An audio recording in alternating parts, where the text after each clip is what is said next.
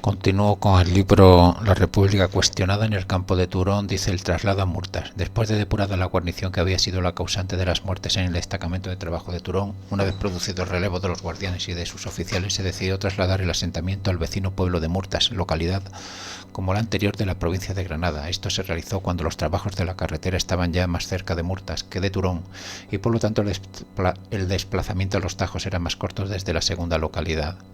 El 7 de noviembre del 38, un mes después de su llegada a Turón, los presos de la segunda expedición con sus guardianes al frente pasaron de esta localidad a la de Murtas, pero la custodia de presos ya no correspondió al ejército sino a la guardia de asalto.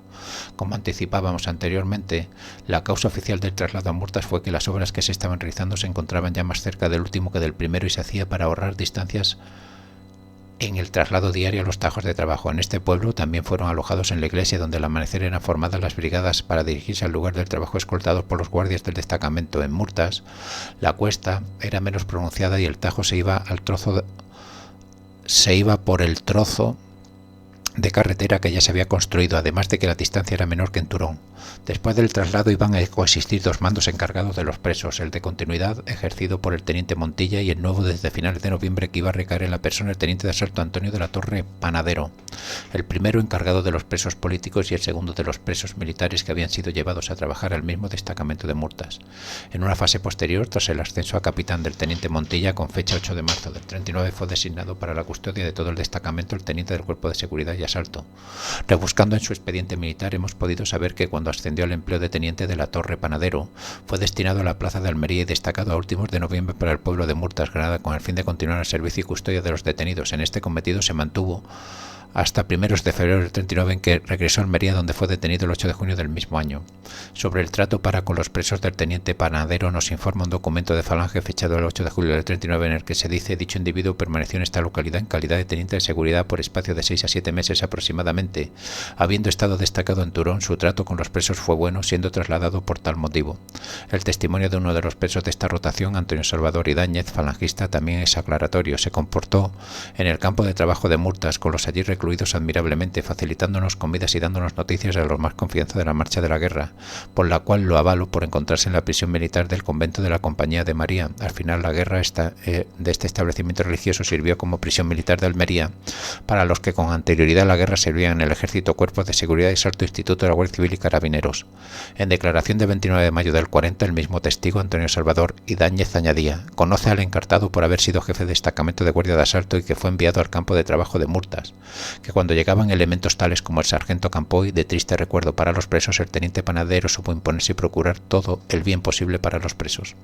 Entre ellos el declarante que, encontrándose con una hernia de apéndice producida por un culatazo de un soldado, este teniente le procuró toda clase de cuidados, dándose el caso de que en distintas ocasiones el mismo teniente Panadero, a escondidas de varios guardias que pudieran oponerse a ello, le llevó leche y ropa para que se mudase, que desde el momento en que este teniente se hizo cargo de la custodia de los presos comenzaron a llegar a poder de los mismos la correspondencia, giros y paquetes postales que los familiares le enviaban, que no hubo salida de enfermos o evacuación de estos hasta que este señor se propuso hacerlo y se impuso hasta conseguirlo, saliendo 2 expediciones para el ingenio.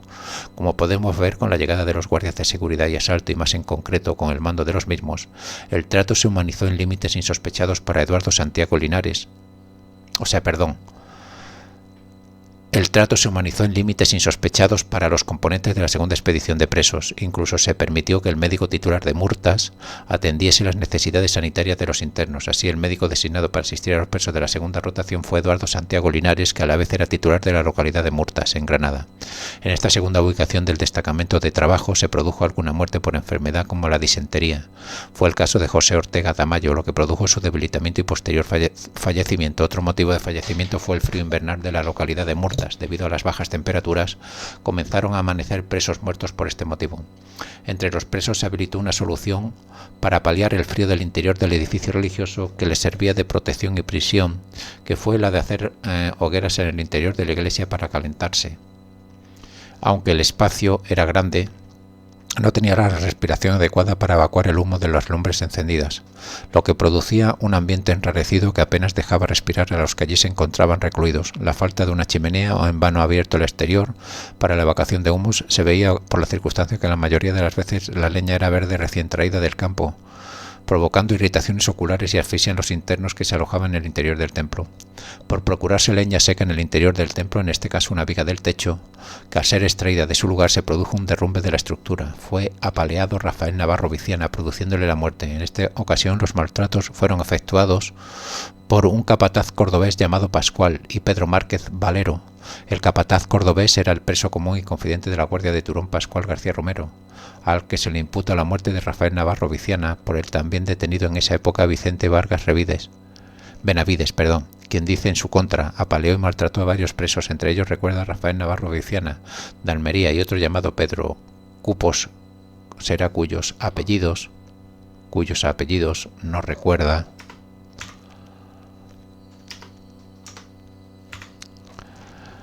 y que los fallecieron en el pueblo de Murtas. El otro preso llamado Pedro al que hace referencia era Pedro Alonso Fernández. Este mismo hecho lo señala el preso de la segunda expedición, Trinidad Cuártara, cuando dice que a 3 presos que se les ocurrió derribar leños del techo de la iglesia para pegarles fuego y calentarse porque el frío era bien grande, los milicianos les sacaron fuera y les dieron tales palizas que al día siguiente murió uno apellidado Viciana. A los 2 días murió otro y a los 5 el tercero. También encontraron la muerte en Murtas Lucas Salmerón Lirola, Juan Muñoz Amate, Manuel Moya Gabriel Álvarez, Ronquillo Francisco Rodríguez Alcántara y Antonio España García. Este detenido se le acusó por algunos de sus compañeros, entre los que se encontraban Luis Martínez Núñez y Trinidad Cuártara García, de haber participado en abusos contra los presos. El primero declaraba ante el juez militar que cuando se efectuó el relevo de los primeros milicianos y al llegar el relevo fue quitado de trabajar y le dieron el cargo de delegado del comisario político para que interviniera directamente entre los presos, y dicho comisario recoger los paquetes de los demás detenidos, censurar la correspondencia de estos y demás atenciones de los presos, continuando dicho sujeto a pesar de su cargo en calidad de preso, entrando y saliendo siempre acompañado de un centinela. Se juntaba mucho con los presos comunes y en general su comportamiento no fue muy bueno con sus compañeros, los presos políticos, en general los falangistas, pues llegó a quedarse con los sellos que de los familiares de los detenidos enviaban en sus cartas y era encargado de abrir los paquetes que reciben los presos. El segundo de los deponentes, Trinidad Cuártara, manifestó, cuyo sujeto era delegado del comisario político de dicho campo en la iglesia cárcel. Como era delegado, disfrutaba con no dejarles descansar por las mañanas, ejercía la censura en las cartas de los presos, llegando incluso a tenerlos una temporada incomunicados con sus familiares por quedarse con los sellos que iban dentro de ellas, e incluso con los adheridos, dando lugar esto último a que se perdieran algunas de dichas cartas antes de llegar a los destinatarios. En su favor contó con el testimonio del compañero de prisión Federico Pérez Requena. Me facilitaba comida y algunas ropas para vestir, así como toda clase de ayuda, todo esto sin interés de ninguna clase. Además de hacer para conmigo todo esto, observé que hacía lo mismo con otros compañeros y que al darse cuenta los jefes de que este señor nos ayudaba a los demás presos con todo lo que podía, lo destituyeron de su cargo de delegado y lo obligaron a trabajar con el pico, pala y carretilla, lo mismo que los demás, que únicamente era el encargado de entregar la correspondencia en la comandancia, y que supone que en dicha comandancia una vez rompieron la correspondencia por cuanto no tenían noticias de sus familiares, que él nunca se quedó con ningún sello de nadie. El sacerdote Alejo Muñoz Saavedra explica la intermediación de Manuel López Jiménez un día que uno de los de Málaga me habían propinado una regular paliza. Enterado Montilla del hecho, me llamó para comprobarlo y enseguida a mi presencia dio una severísima represión al causante del hecho y hasta creo que le puso un correctivo con tanta eficacia que los málagas no le volvieron a tocar. En otra ocasión se enteró que un soldado me había quitado el reloj y él mismo lo recuperó y me lo devolvió, y que esto ocurrió no en los últimos días sino en los 15 primeros días de nuestra llegada a Turón. En relación al trabajo a desarrollar, transcurrida ya la mayor parte de la guerra y relajada la moral del ejército popular, también se producía esta laxitud en la rigurosidad de las normas de trabajo. A finales del 38 se salía al trabajo muy temprano y se trabajaba calculando el tiempo para volver a la iglesia con los claros del crepúsculo, aunque durante este periodo de trabajo solo había descanso a la hora de la comida del mediodía. La suerte de los presos cambió definitivamente el 25 de noviembre del 38, cuando fueron designados para la custodia de los presos trabajadores una unidad de guardias de asalto, mandada por el teniente Panadero y reforzada con nuevos milicianos de reemplazo, lo que hizo mejorar en mucho la existencia de los reclusos. Desde entonces mejoraron las comunicaciones con sus familiares y la recepción de ayudas de todo tipo por parte de ellos, principalmente alimentos y vestuario. Desde antes se les permitía enviar correspondencia, pero fue a partir de esta fecha cuando se hizo regular e intensa. Se añadió a los privilegios de los presos la de enviar y recibir paquetes. En esta fecha se nombró un delegado preso también para intermediar entre el jefe del campo de trabajo y sus compañeros detenidos. La correspondencia saliente era censurada por este delegado y controlado por el paquete que se recibía. Se les permitía comprar naranjas, higos, uvas, etcétera, de lo que hubiese a disposición de los lugareños sin restricción alguna. Además, un médico de Almería, del que solo conocemos su apellido, Rubí, se presentó en el destacamento llevando aparatos de desinsectación, procediendo a practicarla con notable éxito. A lo anterior se añadía que el médico de Murtas consiguió comenzar a mandar presos a distintos hospitales para su recuperación. Nuestra hipótesis de trabajo se confirma con el informe realizado por el alcalde de Almería, Navarro Gay, en la que consta en el mes de diciembre del 38 visitó la cárcel de Murtas y consiguió que trasladaran a la de Almería a detenidos en peligro de muerte, entre ellos el jefe de la Guardia Municipal, Miguel Juárez López. En fechas anteriores, el 25 de noviembre, la actuación de la Guardia y un grupo de presos colaboradores de la misma, entre los que se encontraba Manuel Fontecha Romay, nos revela su actuación cuando recibía algún preso un paquete de comida. Si alguna vez los detenidos recibían paquetes de comida, se los comían. Uno de los milicianos que se incorporaron a Turón en el mes de noviembre del 38 fue Cayetano Trabalón López, para a los pocos días trasladarse a la vecina población de Murtas con el contingente de presos y destacamento militar. Fue acusado por un informe de Falange de haber sido guardia de los presos de Turón, por cuyo motivo fue procesado en la sumaria 717/40. El informe le acusaba de que prestó servicios como guardián de los presos que hubo en la checa de este pueblo. En unión de otros milicianos apellidado Prado o Prados, mataron a culatazos de fusil a un preso y que este hecho ocurrió en el vecino pueblo de Murtas, Granada, cuando fueron trasladados a dicho pueblo. El imputado en las diligencias señaladas nos aclara su actuación cuando dice que fue a Turón el día 24 de noviembre del 38, perteneciendo a la 85 Brigada, y estuvo prestando servicios en la cárcel unos 15 o 20 días, y de aquí marchó a Murtas destacado, donde permaneció hasta la terminación de la guerra. A Cayetano Trabalón, aunque la acusación trató por todos los medios la imputación de hechos naturales criminales, no pudo hacerlo, sobre todo en razón de que los hechos punibles que se le imputaban y ocurridos en esa localidad cuando llegó Cayetano Trabalón ya había sucedido. Así lo declaró una mujer que se encargaba de lavarte la ropa al miliciano, pues cuando dicho sujeto llegó ya se habían consumado con mucha anterioridad. Las ejecuciones pueden afirmar que en cierta ocasión el citado individuo sirvió de intermediario para que el declarante intercambiara un pedazo de jabón a un preso por pan, y que con los otros había otro tanto. Como podemos apreciar, después de la intervención de las autoridades republicanas, la situación de los presos cambió y se hizo más llevadera, sin dejar de ser un campo de trabajo forzado. El relato de uno de los presos de esta segunda rotación, José López Barroso, que había sido detenido al efectuar un registro en el domicilio de su hermano, lugar donde se encontraba escondido, manifestaría su agradecimiento por su liberación al que era alcalde de Macael, Antonio Martínez Tijeras, que no dejó de hacer todo lo que pudo con viajes y con las amistades que disponía hasta que consiguió mi libertad, que todos podemos decir que le debemos la vida a él, porque si seguimos en Turón hubiésemos corrido la suerte que otros pobres corrieron. José López Berruezo fue liberado de Turón unos días antes que lo fuera el resto de los componentes del campo de trabajo. Tenemos noticias de que el preso de Turón, Manuel Gómez Jiménez, fue trasladado al campamento de Sotomayor de Viator en febrero del 38, lugar del que se fugó para refugiarse en Gorafe, Granada, donde terminó la guerra. A últimos de marzo del 39, los presos que aún se encontraban en el destacamento de trabajo fueron liberados y pudieron volver a sus casas. Al producirse la liberación, se hicieron cargo de los guardianes y fueron los propios presos los que los detuvieron y les entregaron a las fuerzas franquistas que ocupaban las poblaciones del frente a finales de marzo del 39. El guardia Antonio Lozano Pérez, entre otros, nos lo dice, que fue destinado a Turón, donde ha permanecido hasta el final de la guerra, que fue detenido por los mismos presos e ingresado en la prisión de Almería. La noticia del fin de las hostilidades se conoció en Murtas por la orden que llevó un motorista. En el destacamento se limitaron a tomar la misiva que traía y llevarla al teniente jefe del destacamento. El mando reunió la fuerza y les dijo que permanecieran allí hasta la llegada de las fuerzas de ocupación, porque la guerra había terminado. Al momento fueron puestos en libertad todos los presos, yendo a recoger los camiones de pasajeros desde Almería a los 2 días del fin de la guerra. La carretera que había costado tantas vidas no se había concluido. Según la Comisión de Supervivientes de Turón, los fallecidos en ese campo de trabajo fueron 120 personas.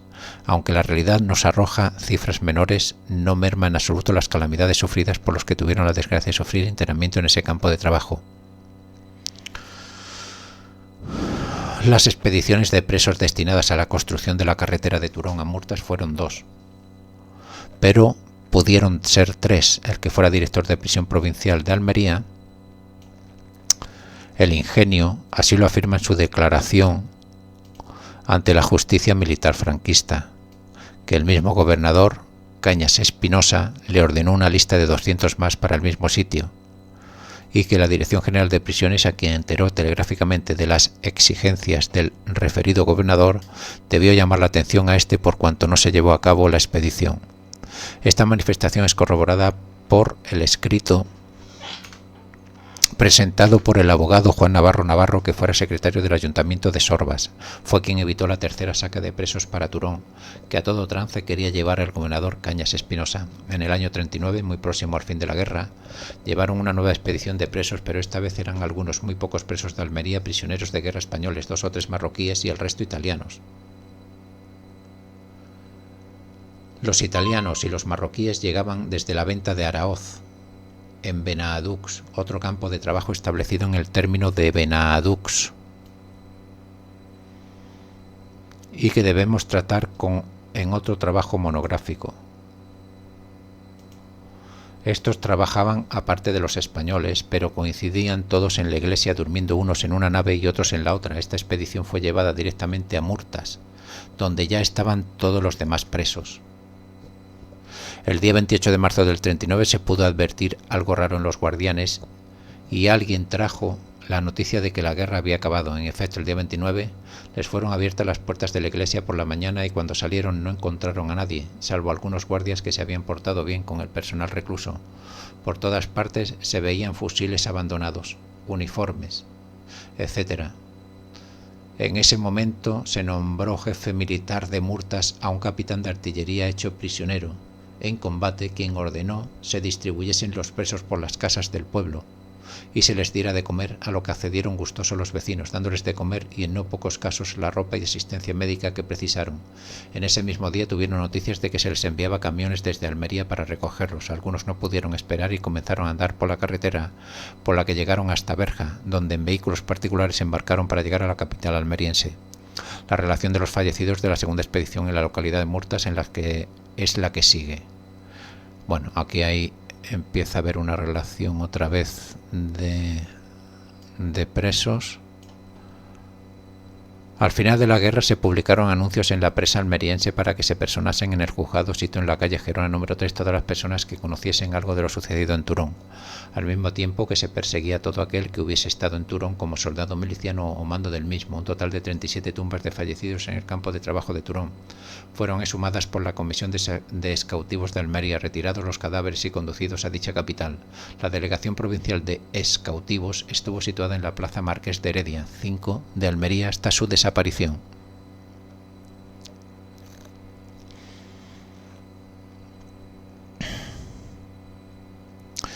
Después aquí viene relación de presos de la primera expedición a los que les fue retirado el dinero en efectivo. Bueno, y hay una relación de presos con las cantidades que les fueron quitadas o retiradas. Ahora viene la conclusión, que bueno, la voy a leer aquí también porque es cortita. Dice: a modo de conclusión debemos resaltar que nunca los medios utilizados, por muy loable que pueda ser el fin, pueden justificar el uso de la ilegalidad. La situación de la guerra en el 38 era dramática para con los que permanecieron leales a la República, lo que indujo a muchos de ellos a plantearse 2 cuestiones: el salir de España o la radicalización de sus conductas, a semejanza de lo que había estado haciendo su contrario rebeldes en la retaguardia franquista, para los que representaban la voluntad del pueblo de sus municipios. Ellos habían sido elegidos por sufragio universal y habían sido barridos por la violencia de los fusiles y los militares sublevados. Por lo tanto, ¿por qué no utilizar los mismos medios para deshacerse de la tan molesta quinta columna en Almería?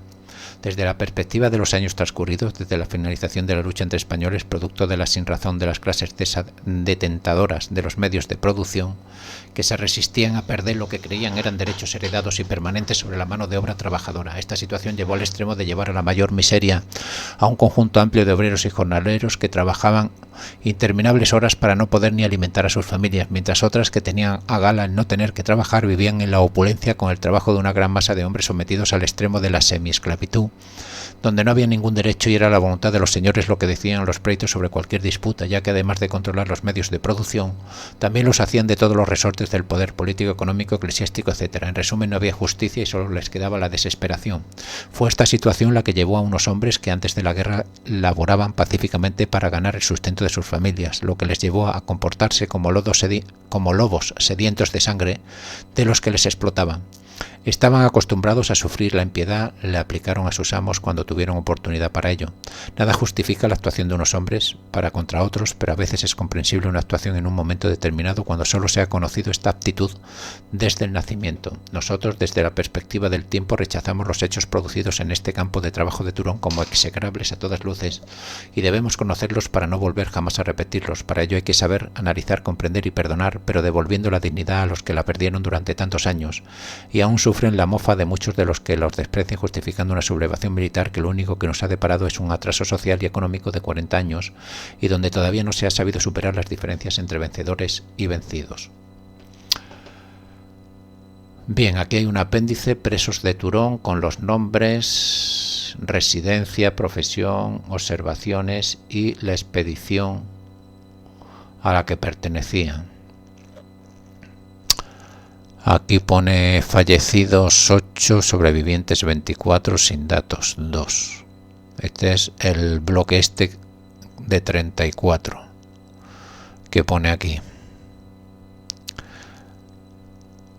Después aquí hay otro bloque de más gente, pone resumen del bloque del 35 al 73, fallecidos 11, sobrevivientes 27, sin datos 1. Hay otro bloque de 74 al 108, fallecidos 12, sobrevivientes 20, sin datos 3. Bueno, y así hay otro bloque más sucesivamente con la cantidad de muertos, 9, 10, depende de otro bloque que va del lado 123 a la 260. Este va hasta resumen del bloque, inicio de la segunda expedición. Bueno, esta es la segunda expedición, donde también te habla de los fallecidos, de los muertos. No sé si al final habrá... No sé si al final hay algo... No, que digo, a ver si al final hay... con todos los muertos en total, pero no lo pone. Bueno, creo que lo hemos leído antes, que ponía 100... No me acuerdo ahora de memoria, 100 y algo muertos, 100, no sé si ponía 120 o... Bueno, no me acuerdo exactamente del número de muertos que ponía. Pero unos 100 y algo. Bueno.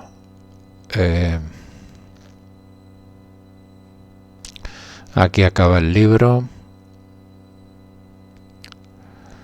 Guardias, aquí después el resumen del bloque. Esto entiendo que son cargos: guardias 22, cabos 7, sargentos 5, tenientes 2, soldados 1, rotaciones primer y segundo oficios, civiles citados: campo, albañil, pescador, agricultor. Estos son, entiendo que los guardias y tal.